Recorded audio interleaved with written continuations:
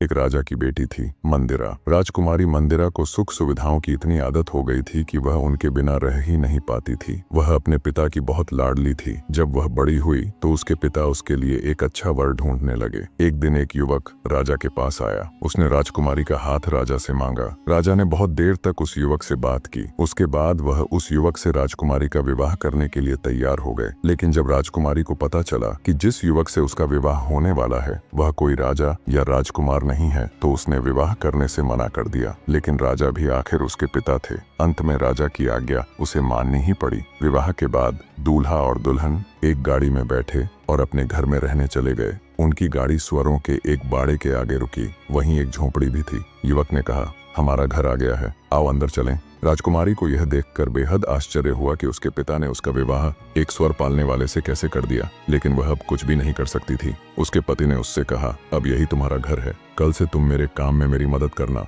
राजकुमारी को यह सोचकर भी घिन आती थी कि उसके चारों ओर सुअर घूम रहे हैं, जबकि उसका पति आराम से वहां रह रहा था। धीरे धीरे राजकुमारी को सुअरों के बीच रहने की आदत पड़ने लगी। वह अपने पति की मदद भी करने लगी। कुछ महीने बीत गए।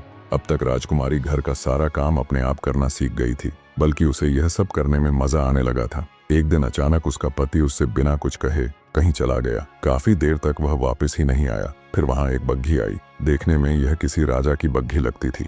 बग्घी के कोचवान ने राजकुमारी मंदिरा से कहा, आपको हमारे राजा साहब ने बुलाया है, आइए मेरे साथ चलिए। मंदिरा अब कोई राजकुमारी नहीं बल्कि एक साधारण सुअर वाली थी। वह यह सोचकर डर रही थी कि राजा ने उसे क्यों बुलाया है।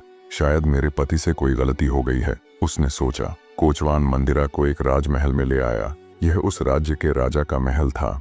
उसे राजा के सामने बुलाया गया। उसे समझ नहीं आ रहा था कि उससे क्या भूल हो गई है। उसने हिम्मत करके राजा की ओर देखा। वह पूछने ही वाली थी कि उसे यहाँ क्यों बुलाया गया है।